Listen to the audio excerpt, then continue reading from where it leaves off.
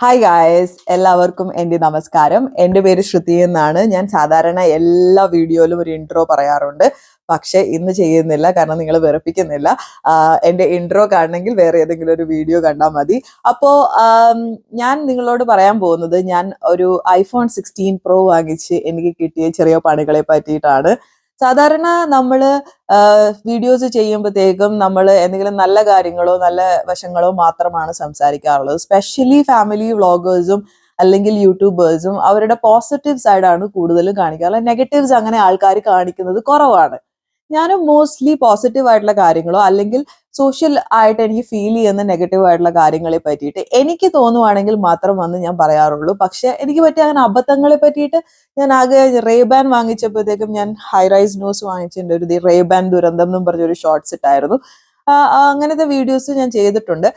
പക്ഷെ ഞാൻ അത് ചെയ്യുമ്പോൾ എൻ്റെ ഒരു ഇന്റൻഷൻ എന്ന് പറഞ്ഞു കഴിഞ്ഞിട്ടുണ്ടെങ്കിൽ നിങ്ങളുടെ അടുത്ത് പറയുകയാണ്, എനിക്കിങ്ങനെ ഒരു അബദ്ധം പറ്റി. നമ്മൾ മനുഷ്യനാണ്, മനുഷ്യ സഹജമായ കാര്യമാണ് നമ്മൾക്ക് അബദ്ധം പറ്റുക എന്നുള്ളത്.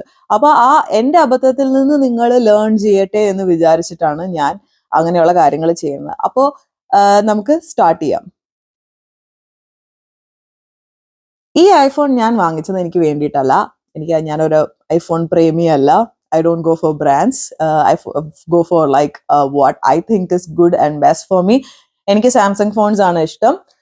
ഞാനിപ്പോൾ യൂസ് ചെയ്യുന്നത് ഒരു സാംസങ് S23 ആണ്. അത് ഇപ്പോൾ it's working really well for me. And അതെനിക്ക് അപ്ഗ്രേഡ് ചെയ്യണമെന്ന് എനിക്ക് തോന്നുവാണെങ്കിൽ ഇൻ ഫ്യൂച്ചറിൽ ഞാൻ അപ്ഗ്രേഡ് ചെയ്യായിരിക്കും. For now I'm very satisfied with that phone. അപ്പോൾ നിങ്ങൾ വിചാരിക്കും ഞാൻ ഈ ഐഫോൺ എന്തിനാ വാങ്ങിച്ചത്. ഈ ഐഫോൺ ഞാൻ വാങ്ങിച്ചത് എൻ്റെ കസിന് വേണ്ടിയിട്ടാണ്. കസിൻ ഇന്ത്യയിലാണ്. അപ്പോൾ അവൻ പറഞ്ഞു അവനൊരു ഐഫോൺ വാങ്ങിച്ചു കൊടുക്കുമെന്ന് ചോദിച്ചു. അപ്പോൾ അവൻ ഐഫോൺ വാങ്ങിച്ചു കൊടുക്കാനായിട്ട് എൻ്റെ അടുത്ത് സാമ്പത്തികമില്ല. പക്ഷെ അവൻ എന്നോട് ഐഫോൺ ചേച്ചി എനിക്ക് വാങ്ങിച്ച് തരണം എന്നല്ല പറഞ്ഞത്. അവൻ പേ ചെയ്യാം, ചേച്ചി എനിക്ക് വാങ്ങിച്ചു തരുമെന്നാണ് ചോദിച്ചത്. കാരണം തൻ്റേതല്ലാത്ത റീസൺ കൊണ്ട് അവൻ്റെ സിബിൽ സ്കോർ ഭയങ്കരമായിട്ട് കുറഞ്ഞിരിക്കുകയാണ്. അപ്പൊ നാട്ടിൽ അവന് ഐഫോൺ അഫോർഡ് ചെയ്യാനായിട്ട് പാടാണ്. പിന്നെ ഞങ്ങൾ നോക്കിയപ്പോഴത്തേക്കും ഐഫോണിന് കാനഡയിൽ $1,599 ആണ്. വിത്ത് ടാക്സ് അല്ല, വിത്ത് ഇൻസ്റ്റാൾമെന്റ് എല്ലാം കൂടെ വരുവാണെങ്കിൽ ഒരു $1,806 ആണ് വരുന്നത്. അത് എന്ന് പറഞ്ഞിട്ടുണ്ടെങ്കിൽ INR കൺവേർട്ട് ചെയ്യുവാണെങ്കിൽ $1 60 ഇന്ത്യൻ രൂപ വെച്ചിട്ട് 1,08,360 INR കാണുന്നുണ്ടായിരുന്നല്ലോ. അപ്പോൾ പൈസ വെച്ചിട്ടാണെങ്കിലും കാനഡയിലാണ് ഐഫോണിന് വില കുറവുണ്ടായിരുന്നത്. പിന്നെ നാട്ടില് ഞാൻ NRI സ്റ്റാറ്റസ് അല്ല, ഇപ്പൊ സിറ്റിസൺഷിപ്പ് മാറി. അപ്പൊ എനിക്ക് അവിടെ നിന്ന് ഫോൺ വാങ്ങിച്ചിട്ട് അവന് വാങ്ങിച്ചു കൊടുക്കാനുള്ള പറ്റത്തില്ലായിരുന്നു. അപ്പോൾ ഞാൻ വിചാരിച്ചു നാട്ടിൽ നിന്ന് കാനഡയിൽ നിന്ന് തന്നെ അവന് ഐഫോൺ വാങ്ങിച്ചിട്ട് അയച്ചു കൊടുക്കാമെന്ന് വിചാരിച്ചു. അപ്പൊ ഞാൻ ഇടയ്ക്കിടയ്ക്ക് താഴത്തേക്ക് നോക്കുന്നത്, ഞാൻ ഇവിടെ ഒരു ബ്രേക്ക് ഡൗൺ ഓഫ് എമൗണ്ട്സ് എഴുതി വെച്ചിട്ടുണ്ട്, അതുകൊണ്ടാണ്. പക്ഷെ അതിലിപ്പോ ഞാൻ വാങ്ങിച്ചപ്പോൾ എനിക്ക് റിയലൈസ് ചെയ്തൊരു കാര്യം, $208 നമ്മൾ ടാക്സ് ആയിട്ട് കൊടുക്കണം. ഓക്കെ, അപ്പൊ ഒരു 12,480 ഇന്ത്യൻ റുപ്പീസ് ഒരു എക്സ്ട്രാ ചാർജ് വന്നു. അപ്പൊ total amount spend for this iPhone here എന്ന് പറഞ്ഞു കഴിഞ്ഞാൽ 1,20,840 ആയിരുന്നു. ഓക്കെ, അപ്പൊ ഞാൻ ഇന്ത്യയിൽ എടുത്ത് നോക്കിയപ്പോഴത്തേക്കും വിത്തൗട്ട് ടാക്സ് ഒക്കെ പ്രൈസ് ചെയ്തേക്കുന്നത് 1,29,900 എന്നാലും 9,000 ഇന്ത്യൻ റുപ്പീസ് കുറവാണ് കാനഡയിൽ നിന്ന് വാങ്ങിച്ചപ്പോഴത്തേക്കും. ഫൈൻ, എല്ലാം കുഴപ്പമില്ല, നല്ല കാര്യം, പോട്ടെ. അപ്പൊ അത് കഴിഞ്ഞപ്പോഴത്തേക്ക് ഇവരും പറഞ്ഞു, ചേച്ചി ഏതായാലും നമ്മൾ ഫോൺ വാങ്ങിച്ചില്ലേ, അവിടുന്ന് ആരും ഇപ്പൊ അടുത്തെങ്ങും വരുന്നില്ല, എനിക്ക് അത്ര നാൾ വെയിറ്റ് ചെയ്യാൻ തോന്നുന്നില്ല, ഫോൺ വാങ്ങിച്ചതല്ലേ, എനിക്ക് ഭയങ്കരമായിട്ട് വേണമെന്ന് തോന്നുക, നീ എനിക്കിത് കൊറിയർ അയച്ചു തരുമെന്ന് ചോദിച്ചു. അപ്പോൾ ഞാൻ ഭയങ്കര ബിസി ആയിരുന്നു കേട്ടോ ഗൈസ്, സത്യം പറയാലോ. ഇതിന്റെ പുറകെ നടന്നത്, ഞാൻ ആക്ച്വലി എക്സ്ട്രാ ടൈം കണ്ടുപിടിച്ചിട്ടാണ് ഇതിന്റെ പുറകെ നടന്നത്.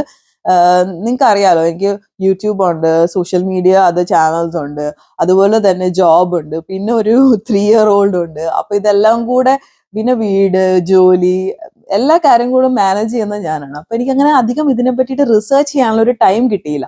അപ്പൊ ഞാൻ അവനോട് ചോദിച്ചു, എടാ കൊറിയർ അയച്ചാൽ ശരിയാവോ, ഇത്ര എക്സ്പെൻസീവ് ആയിട്ടുള്ള ഫോൺ അല്ലേ, എന്താവും എന്നൊക്കെ ചോദിച്ചപ്പോഴത്തേക്കും അവൻ പറഞ്ഞു, അവൻ എൻ്റെ കുറച്ച് കസിൻസ് ഇവിടെ കാനഡയിലുണ്ട്, എൻ്റെ വേറൊരു ഫ്രണ്ടും ഉണ്ട്, പിന്നെ എൻ്റെ ബ്രദറുണ്ട്, അവരോടൊക്കെ ചോദിച്ചപ്പോൾ അയക്കുന്നതിന് കുഴപ്പമൊന്നുമില്ല എന്നാണ് പറഞ്ഞത്.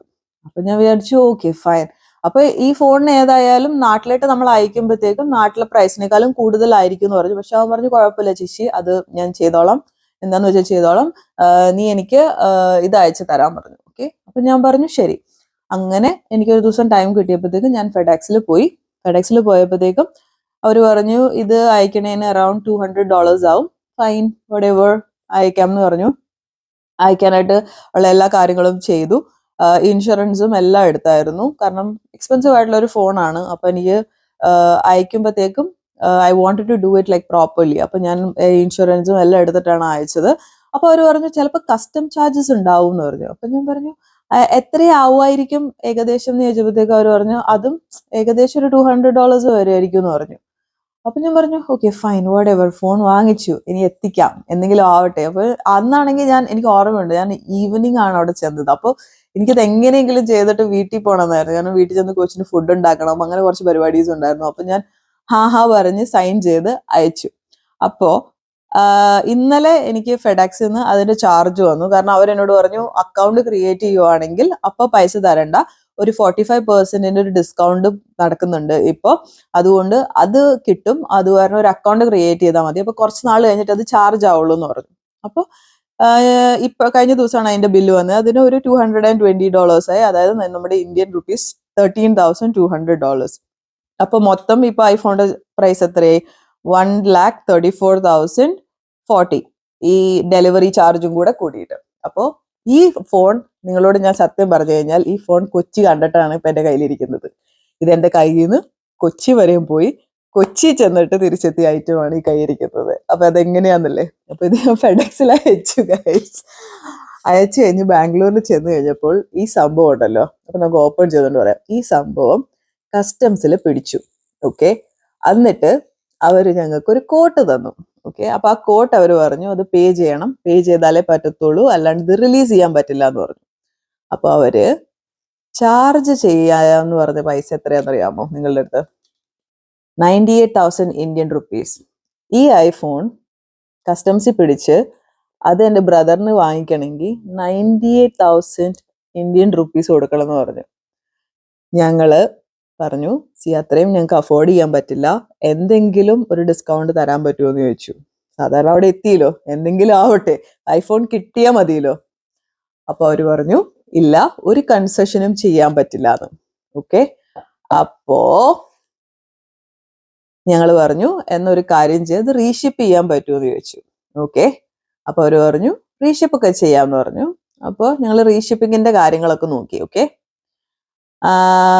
നിങ്ങൾക്ക് പറയാലോ, ഞാൻ സത്യസന്ധമായി പറയാം, ഈ ഒരു ഐഫോൺ അവിടുന്ന് ഇവിടം വരെ എത്താനായിട്ട് ഏകദേശം 2 ആഴ്ചയോളം ഞങ്ങള് സത്യം പറഞ്ഞു കഴിഞ്ഞാൽ എൻ്റെ ഉറക്കം പോയി. കാരണം നിങ്ങളൊന്ന് ആലോചിച്ച് നോക്കിയേ, $1,800 ഇൻസ്റ്റാൾമെന്റിലാണ് ഞാനിത് എടുത്തത്. എല്ലാ മാസം $72 വെച്ചിട്ട് ഞാൻ കൊടുക്കണം. സാധനം എൻ്റെ കയ്യിലില്ല, എൻ്റെ ബ്രദറിനും കിട്ടിയിട്ടില്ല. എന്നിട്ട് കസ്റ്റംസിലാണെങ്കിൽ ഭയങ്കരമായ റൂൾസ് ആൻഡ് റെഗുലേഷൻസ്. ആദ്യം ഒരു ലെറ്റർ അയക്കുന്നു, ആ ലെറ്ററിൽ സൈൻ ചെയ്തില്ല എന്ന് പറഞ്ഞിട്ട് പിന്നെയും ലെറ്റർ അയക്കുന്നു, ഡിക്ലറേഷൻ ലെറ്റർ അയക്കുന്നു, ബാറ്ററി കോണ്ടന്റിന്റെ ലെറ്റർ അയക്കുന്നു. അങ്ങനെ അതോ ഒരു ഇമെയിൽ അയച്ചു കഴിഞ്ഞിട്ടുണ്ടെങ്കിൽ 2 ദിവസം കഴിഞ്ഞ റെസ്പോൺസ് വരുന്നത്. ഞാനാണെങ്കിൽ ഫെഡെക്സ് കാനഡയെ വിളിക്കുമ്പോഴത്തേക്ക് അവരെന്നോട് കംപ്ലീറ്റ്ലി ഡിഫറെന്റ് ആൻസേഴ്സ് അതായിരുന്നു. അവിടുന്ന് റിട്ടേൺ പോന്നിട്ടുണ്ട്, ഞങ്ങൾ അതിനുള്ള റിക്വസ്റ്റ് അയച്ചിട്ടുണ്ട്, അത് പ്രോസസ്സിങ്ങിലാണ്. അവിടുത്തെ കസ്റ്റമറിലെ ആൾക്കാർ പറയണത് കംപ്ലീറ്റ്ലി ഡിഫറെന്റ്. ഇമെയിൽ അയക്കുന്നു, എഴുതിക്കുന്നു. അവസാനം അവരെന്നോട് പറഞ്ഞു തിരിച്ചുള്ള റീഷിപ്പിങ്ങിന്റെ കോസ്റ്റും പ്ലസ് അവിടുത്തെ എന്തെങ്കിലും പെനാൽറ്റിയും വെയർഹൗസ് എന്താ പറയുക സ്റ്റേയിങ് കോസ്റ്റോ ചാർജോ അങ്ങനെ എന്തൊക്കെയൊക്കെ ഉണ്ട്, അതും ഞാൻ പേ ചെയ്യാവുന്നൊരു ഡിക്ലറേഷൻ ലെറ്ററും കൂടെ അയച്ചിട്ട് അവരെനിക്കിത് അയച്ചു തരാമെന്ന് പറഞ്ഞു. ഓക്കെ, അതിന്റെ ചാർജ് ഇതുവരെയായിട്ടും വന്നിട്ടില്ല. അത് എത്രയാവുമെന്ന് ഞാൻ നിങ്ങളോട് പിന്നെ പറയാവുന്നതായിരിക്കും. കാരണം അത് വന്നു കഴിഞ്ഞാലേ എനിക്ക് അറിയത്തുള്ളൂ അത് എന്തോരാന്നുള്ളത്. പക്ഷെ ഈ സാധനം ഫൈനലി കയ്യിൽ വന്നു. ഇനിയിപ്പോ ഇത് നാട്ടിലേക്ക് അവന് തിരിച്ചയക്കണം. പക്ഷെ തിരിച്ചയക്കുമ്പോഴത്തേക്കും അവന് അൺബോക്സ് ചെയ്യാനുള്ള യോഗമില്ല ഗൈസ്. കാരണം എന്താന്ന് വെച്ച് കഴിഞ്ഞിട്ടുണ്ടെങ്കിൽ ഇത് ഞാൻ ആരുടെയെങ്കിലും കയ്യിൽ കൊടുത്തയച്ചാലും എനിക്ക് ഈ സംഭവം ഓപ്പൺ ചെയ്തിട്ടേ കൊടുത്തയക്കാൻ പറ്റത്തുള്ളൂ. കാരണം അല്ലെങ്കിൽ അത് പിന്നെയും കസ്റ്റംസിൽ പിടിച്ചു കഴിഞ്ഞിട്ടുണ്ടെങ്കിൽ അടുത്ത പുലിവാലാവും ഗൈസ്. അപ്പോൾ അത് ഏതായാലും നടക്കൂല. നമുക്ക് അങ്ങനെ അതുകൊണ്ട് ഞാൻ ഈ ഐഫോൺ അൺബോക്സ് ചെയ്യാന്ന് വിചാരിച്ചു. എനിക്ക് അറ്റ്ലീസ്റ്റ് ഇതൊരു കോണ്ടന്റ് എങ്കിലും ആവട്ടെ എന്ന് ഞാൻ വിചാരിച്ചു. അതുകൊണ്ടാണ് ഈ വീഡിയോ ചെയ്യുന്നത്. സാധനം സ്റ്റാർട്ട് ആവുന്നില്ലല്ലോ. ഏതാ പവർ ബട്ടൺ? ഇതിന്റെ ഇതല്ലേ? ആണ് പവർ ബട്ടൺ ആയിരിക്കണല്ലോ. എന്താ ഓൺ ആവാത്തെ? ചാർജ് ചെയ്യണോ? ഞാൻ ചാർജ് ചെയ്ത് നോക്കട്ടെ കേട്ടോ ഗൈസ്. ഇത് ഓൺ ആവുന്നില്ല. പവർ ബട്ടൺ ഇത് തന്നെയല്ലേ? ഇതിന് മാനുവൽ ഒന്നും ഇല്ലേ? നോക്കട്ടെ കേട്ടോ. ഇതിൻ്റെ ഉള്ളിൽ വേറെ സാധനങ്ങളൊന്നും ഇല്ലല്ലോ. ഇല്ല. ഓക്കെ, ഇതിൻ്റെ ഉള്ളിലാണോ ഇനിയിപ്പോൾ മാനുവല്? ഐഫോൺ ആണത്രേ. ഐഫോൺ മാനുവൽ എവിടെയാ?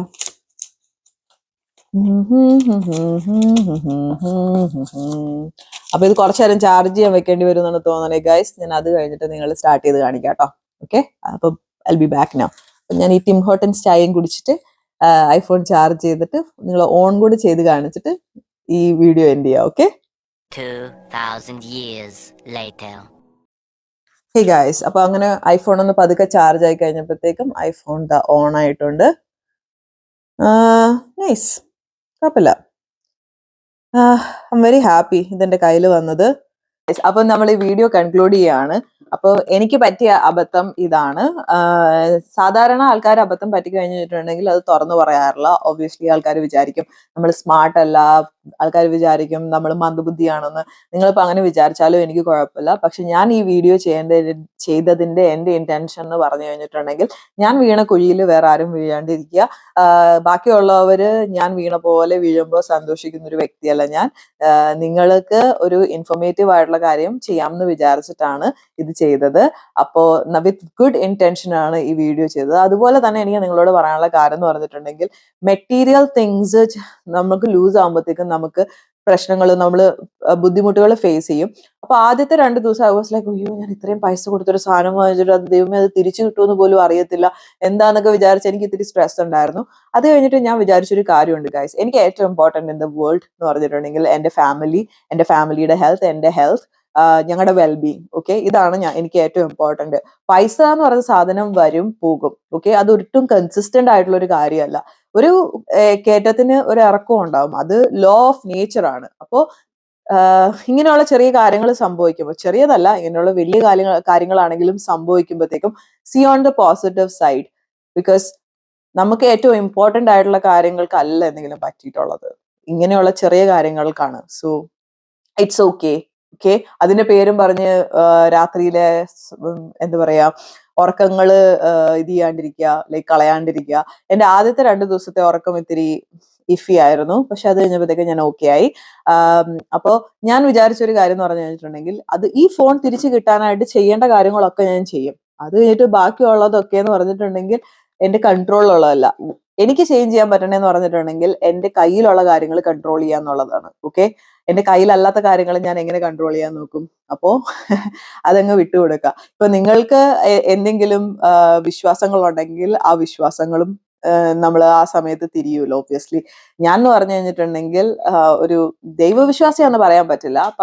കാരണം ദൈവം എന്ന് പറഞ്ഞ കോൺസെപ്റ്റ് എന്താന്നുള്ളത് ഇപ്പോഴും ഞാൻ ഐ ഡോണ്ട് നോ. ഓക്കെ, പക്ഷെ ഞാൻ വിശ്വസിക്കുന്നതെന്ന് പറഞ്ഞിട്ടുണ്ടെങ്കിൽ എന്തോ ഉണ്ട് എന്നുള്ളതിൽ വിശ്വസിക്കുന്നുണ്ട്. അപ്പൊ ഞാൻ എന്റെ മനസ്സിൽ പ്രാർത്ഥിച്ചായിരുന്നു അതെനിക്ക് തിരിച്ചു കിട്ടണേ എന്നുള്ളത്.